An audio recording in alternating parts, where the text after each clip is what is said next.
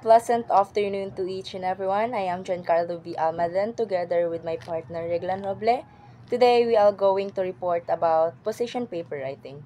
So first and foremost, before ko mag-start, I would like to ask you all, what is position paper?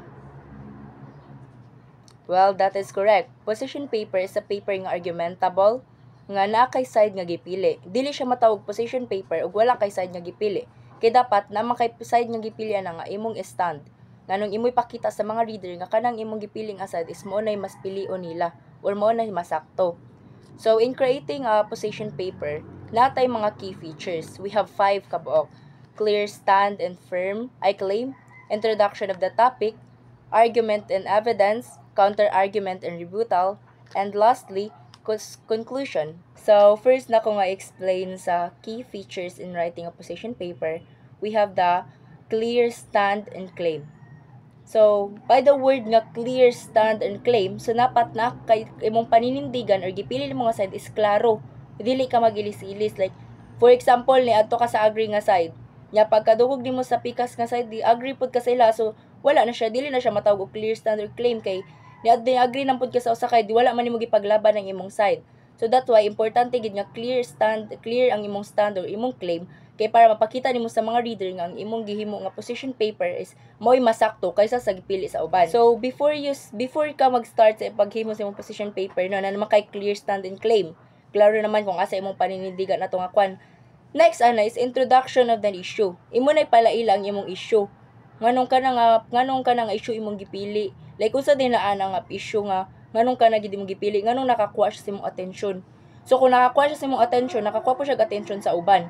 So that's why it's very important kay palailan nimo ang imong issue first before ka mo start kay if di mo ipalailan imong issue ma-confuse ang mga reader. Kung unsa din na nga issue ang imong gidapigan.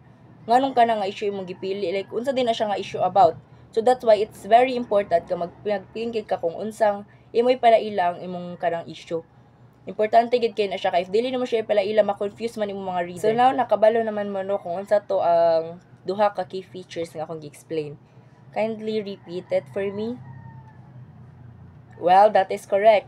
Clear, stand, and claim, and also introduction of the topic. So da naman ta na, how can you proceed sa imong position paper if wala kay klaro nga evidence? Diyan na musud ang argument with evidence. Dila na mo explain nganong kana nga side imong gipili. And also magpresent kag mga evidence nga reliable nga katuhuan. Kay once gani magbutang kag evidence nga dili katuhuan sa uban, like kanang dili kay siya wala kay motuo kay example gikuha na nimo sa Wikipedia. Di ba ang Wikipedia is ma-edit ra siya. So, if imo nang isuwat ito nga stated nga according to a Wikipedia or blah blah blah, di ba dili na siya matuuan ng mga reader kay pwede man na siya ma-edit, pwede man na siya makuan ka ng article nga nakasud dito sa Wikipedia. So that's why mangitay kang mga reliable nga sources nga pwede nimong gamiton, nga pwede nimong panlaban sa imong kwan kay kung strong kag argument, strong kag panlaban sa imong kontra or sa kanang side nga imong gikontra. So that's why it's very important nga magbutang ka ng mga evidences kay kung wala ka evidences di man natuhuan nimong position paper. We're talking about position paper ba so argumentable siya. It need to be reliable kay ang position paper is a part of academic paper nga one of the most important also kay dira man na masud ang kanang mga side nga imong gipampilian or mga arguments. So next is naman kay kanang mga evidences nga napakita, di ba? So let's proceed na dai. Dito na kamukuan sa counter argument and rebuttal. Kanang counter argument and rebuttal is dili ka kanang dili ka dapat mag-bias in creating your position paper. Dili kay imong side ra imong ibutang. You will think a possible nga pwede ay counter-argument sa imong kontra sa imuha. Kay para ka na siya, mo ni gamit sa kanang counter-argument. Muhatag siya, magbago na kag mga possible nga ihatag nga mga question sa imuha sa pikas nga side, mo na imong ibutang didto. Nya pagbutang nimo dito, imo sad na siyang tubagon. Kay para pod mapakita nimo dito nga dili ka bias. Kay once gani dili ka magpakita sa kanang sa pikas nga side is matawag man kag bias ana kay imong paper is laay naman pud na siya imo ra gid nga side tanan. So need kag mga possible questions nga ibato sa imuha para mo nimong gamiton pud nga panlaban sa ilaha.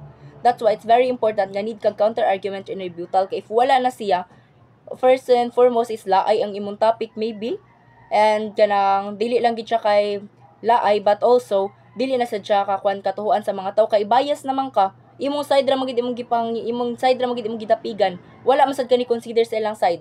In creating a position paper is part of academic paper. And ang academic paper is dili ibi siya dapat bias. Bisan unsa nga part sa kanang academic paper is dili ibi gid siya pwede bias. That's why it's very important nga magbutang kag mga mga possible questions sa PICA side sa imuha.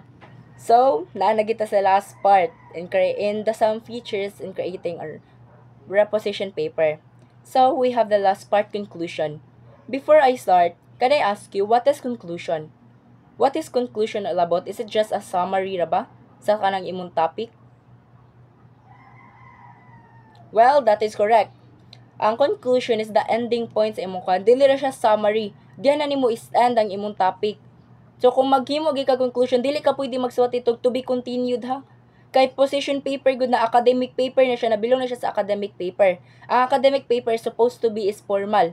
So, dili ka pwede magkuan itog to be continued kay ending point good na conclusion. Once ending point, diara ra gid ka kutob. Kung musuwat kag to be continued kay makuha na pud ka nang ma-confuse ang mga reader and also laay na. Kay unsa na imuha kanang moving or kanang book ba nga naay season 2. So, dapat gani, mag-create kag conclusion, dapat ending point ra na siya. Dili siya kanang, yes, pa summary siya sa tanan ninyong topic, pero also, dira na ka mag-end sa imong topic. Dira na nimo end ang imong topic, nganong kanang imong topic ang pinakakusog. Dili na siya, wala na kay kanang ilibak or kanang i-counter argument sa PICAS, pero instead, di mo na siyang i-stop ang imong topic, dira i-end di mo ang imong topic. That's why it's very important nga naa ka imong conclusion, wala gina siya kanang to be continued or kanang napa na siya sumpay. Kay ending point good ang conclusion by the word conclusion. So in creating also conclusion na anay mga words nga dapat kuan para inigbasa sa mga reader is kana siya conclusion na gid na siya. Nay mga words like for example in conclusion, furthermore, and what so on. So that's all ang akong topic all about. Kay i-repeat na ko ha. Clear, stand, and claim. So, dapat na kay saktong pananindigan. And introduction of the topic, ipalaila ni mo mong topic. Kanang argument with evidence, magpakita kag mga evidences nga nagpakita nga imong side nga gidapigan is strong, much stronger kaysa sa PICAS. Then, the counter argument and rebuttal. Dapat di ka pwede maging bias. And lastly, conclusion.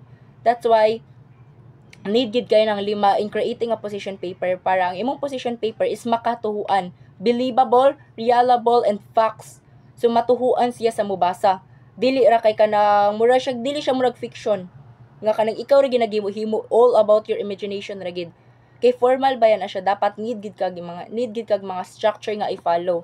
Dili na siya same sa kanang mga fiction stories nga sa imong imagination ra gid siya nagbase. Kani siya is mag-base gid siya sa facts. So that's all my topic, some features about creating in position paper. So next is my partner will explain to you nga unsa din how to create a position paper, and it will be explained by Riglan Roble. Thank you. Good day everyone, my name is Riglan Roble and I will be reporting the steps in writing position paper. First, choose a topic. Focus on selecting a debatable issue that genuinely interests you and allows for a well-supported argument with clear pros and cons. Second, research thoroughly. Start with broad research to understand the topic and then focus on gathering credible evidence from reliable sources such as academic journals, government publications, and reputable news outlet to support your arguments and effectively refute counter-arguments. Third, outline your arguments. Start with a clear thesis statement in your introduction, followed by body paragraphs that each present a main claim, supported by evidence and reasoning. Address and refute counter-argument by acknowledging opposing viewpoint and then disproving them with your own evidence. Fourth, draft your paper. To draft a paper, begin by just writing, focusing on getting your ideas down rather than perfection. Fifth, revise the cite sources. Clearly state your position and support it with evidence from credible sources. which you cite using a consistent style, APA, MLA, both in text and in a final bibliography and or reference list. Thank you.